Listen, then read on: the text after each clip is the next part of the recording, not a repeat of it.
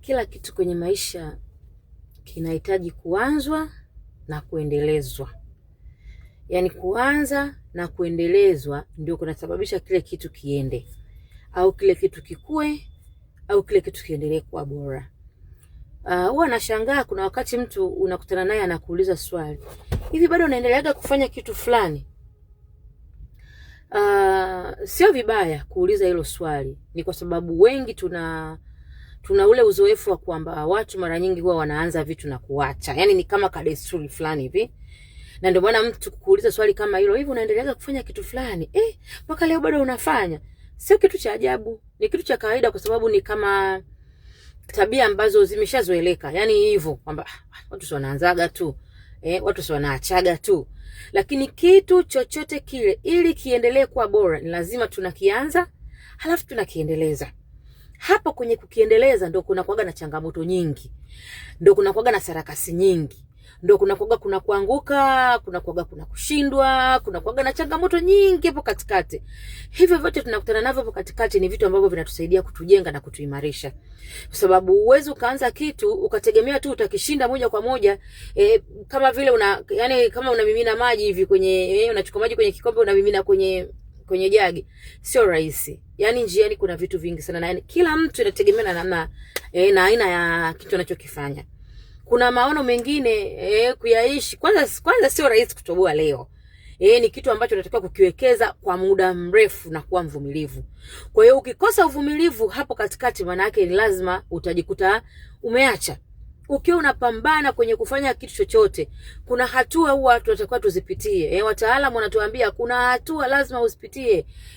Kuna hatua ya kwanza ya kukataliwa. Yaani hiyo kila mtu anakukataa kwamba haiwezekani hicho kitu bwana, wewe huwezi kukifanya. Fulani alifanya alishindwa. Wanakupa mifano ya kila namna. Kila mtu anakataa, kuelewi. Lakini hapo kwenye kukataliwa sasa, manake kwenye kuendelea ni wewe unayeamua sasa. Kwamba hapana, wewe kwa sababu unaona tofauti, unaona hapana, hichi kitu ni lazima nikomae nacho niende. Lakini ukiona kadri unavyozidi kuendelea ndivyo watu wanavyoanza sasa kukuelewa na kukukubali kwamba kumbe hichi kitu huwa kinawezekana. Na kwa asilimia kubwa wengi huwa wanaangalia matokeo. Hapa katikati kwenye hizo harakati, kwenye vilio vyako, nobody cares my dear. Nobody cares. Kwa sababu wengi huwa tunaangalia tu amefanikiwaje, lakini hatuangalii ameliaje. Hatuangalii alikataliwaje. Hatuangalii alisimangwa vipi. Hatuangalii hata wakati ambao alikuwa peke yake. Maana huo wakati lazima ufikie uko mwenyewe. Yaani hakuna anayekwambia nenda, hakuna anayekwambia rudi. Watu wamekaa wanasubiri tu, wanasubiri siku moja wasikie umeanguka wafanye sherehe. Na kuna watu wao waga wako hivyo. Yaani wanasubiri tu siku ukianguka basi wafanye sherehe, wafurahie, waone anguko lako. Kwa hiyo sasa umeona kwenye kuendelea pale ambapo wewe utataka kuanguka, manake utakuwa uko tayari kuwafurahisha watu wengine. Wafurahie kwamba wewe sasa umepata anguko, wao kwao ndo wanapata burudani. Jamani, maisha haya yana vitu vingi sana, lakini yasisimamishe ndoto zako.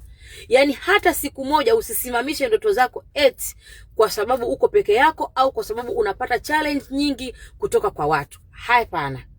Endelea kufanya kwa bidii mpaka uje uone matokeo ya kile kitu ambacho kimesimama. Na ukifika ule wakati ambao watu wameanza kukuelewa, huo ndio wakati ambao sasa na wenyewe unatakiwa kuendelea. Yaani usichoke sasa kuendelea kuwaonyesha kwamba mambo yanawezekana. Yaani mambo huwa yanawezekana kwa sababu mtu yeye ndo anayeota na anayejua anachokitamani na kwa namna gani anaweza kakifanya kikaendelea kuwa bora zaidi.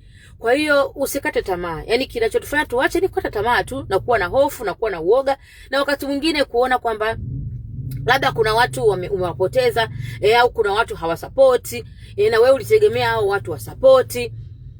Amelaaniwa mtu yule amtegemeaye mwanadamu. Hili ni neno la Mungu ambalo kila siku ukiamka asubuhi ni lazima uliwaze. Kwenye kila kitu ambacho unakutana nacho, unaona kabisa kwamba ni binadamu, yani kwa namna moja ama nyingine ana mchango wa wewe kuona kwamba huwezi kuendelea. Jikumbushe kwamba ukimtegemea binadamu, lolote linaweza kutokea kwa wakati wowote, kwa sababu yule ni binadamu. Kwa kuna wakati unatakiwa ufike umwambie Mungu, mimi sasa ni wa kwako. Yani ili niweze kufanikiwa ninakuhitaji wewe pekee, kwa sababu dunia bado haijanielewa. Lakini Mungu wewe uliyenipa kusudi, Mungu wewe uliyenipa maono, Mungu wewe uliyotaka mimi nifanye hiki, wewe ndio unayenielewa. Na kwa sababu wewe ndio unayenielewa, wewe ndio utakayenipa njia, wewe ndio utakayenisaidia nipate nguvu ya kuendelea kufanya, wewe ndio utakayenipa watu sahihi wa kunisaidia katika kuendeleza maono yangu. Whether wananifanyia vizuri au wananifanyia vibaya, vyote vinatusaidia kujenga, kuweza kupiga hatua. Kwa Mungu wewe ndio utakayejua hatima yangu, na wewe ndio unayejua kwamba unataka mimi nifanye hiki kitu, nifanye kwa muda gani. Yani nianze lini, nikimalize lini, kwa sababu wewe ndio umenipa.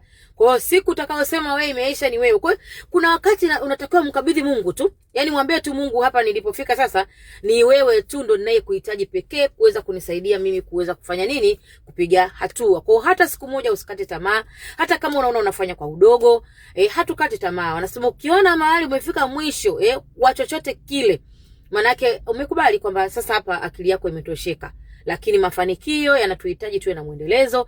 Chochote kinatuhitaji kuwa na muendelezo, na muendelezo sio kwenye kutafuta mali tu. Muendelezo uko kwenye vitu vingi sana ambavyo sisi kama jamii tunavihitaji ili viweze kutusaidia kuweza kusogeza hatua zetu za maendeleo katika nyanja mbalimbali, katika sekta mbalimbali, katika vitu mbalimbali ambavyo tunavifanya, katika kuwekeza. Yani vitu vyote hakikisha unafanya bila kuchoka.